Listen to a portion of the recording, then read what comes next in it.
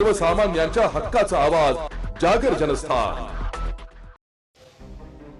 बहुचर्चित शालार्थ प्रकरणात 15 संशयितांच्या जामीन अर्जावर नाशिक रोड न्यायालयात सुनावणी झाली आहे। तक्रारदार डॉक्टर साळुंखे यांनी पुरावे देत जामिनास विरोध दर्शविलाय। या पुराव्यांची दखल घेत न्यायालयाने पोलिसांना कारवाईचे निर्देश दिले। जामीन अर्ज असतानाही धुळ्यात फिरणारा मुख्य आरोपी शशिकांत हिंगोणेकर याला नाशिक आर्थिक गुन्हे शाखेचे अधिकारी रामदास शेळके यांनी अटक केली आहे। साळुंखे यांनी या धडक कारवाईचे कौतुक केले। या घोटाळ्यात धुळे शहरातील सत्ताधारी भारतीय जनता पक्षाचे 3 बडे नेते मुख्य सूत्रधार असल्याचा खळबळजनक आरोप साळुंखे यांनी केलाय। यात एक विद्यमान नगरसेवक, एक जिल्हा परिषद निवडणुकीची तयारी करणारा नेता आणि एका मोठ्या नेत्याचा समावेश आहे। या तिघांवर येत्या काही आठवड्यात अटकेची कारवाई होईल असा दावाही त्यांनी केलाय। या सर्व प्रकरणातील दोषींना कायदेशीर कठोर शिक्षा होईपर्यंत आपण लढा देणार असून वेळ पडल्यास न्यायासाठी सर्वोच्च न्यायालयाचे दरवाजे ठोठावणार असल्याचा इशारा डॉक्टर पंकज साळुंखे यांनी पत्रकार परिषदेत दिलाय। जागर जनस्थानसाठी रूपक बिरारी, धुळे। आज आपण इथे सगळेजण जे जमलेलो आहोत, तर बनावट शालार्थ आयडी प्रकरण जे आहे आपलं, जे आपण गेल्या 3 वर्षापासून आपलं चालू आहे, त्यावर कारवाई आता होत आहेत।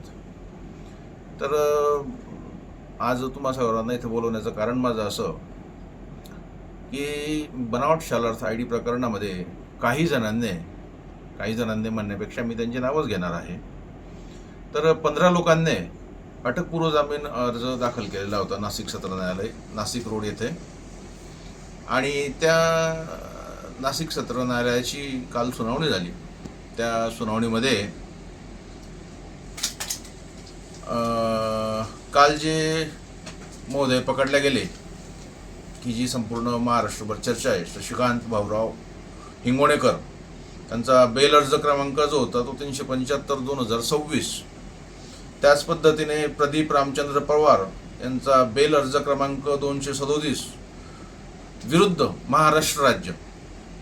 त्याच्यानंतर 238 अतुल संदीपराव पवार, बेल अर्ज 239/2026 राहुल शिवाजीराव पवार, बेल अर्ज 240 उमेश धनराज पवार, बेल अर्ज 403/2026 मीनाक्षी बाबूराव गिरी।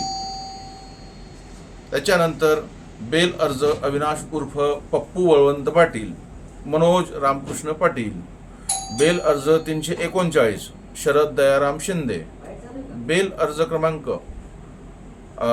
347 भाऊसाहेब भिकानराव चव्हाण, बेल अर्ज क्रमांक 375 मगाशीच मी बोललो शशिकांत भाऊराव हिंगोणेकर, बेल अर्ज क्रमांक 376 किरण जयप्रकाश पवार, बेल अर्ज 377/2026 प्रवीण वसंत अहिरे।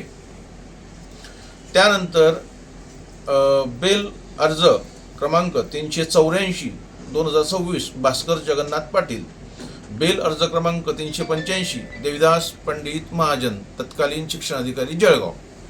आता या सर्वांनी अँटिसिपेटरीसाठी अर्ज दाखल केलेला होता।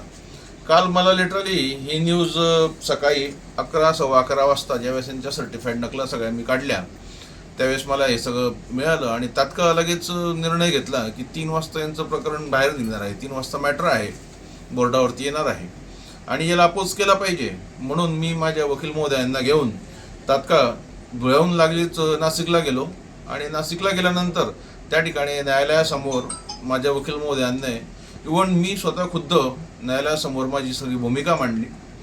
न्यायालयाने ती सगळी भूमिका माझी ऐकल्यानंतर माझ्याकडे जे काही सगळे पुरावे होते, न्यायालयाने सांगितलं की हे सगळे पुरावे तुम्ही तपास अधिकारी जे आहेत त्यांना द्या।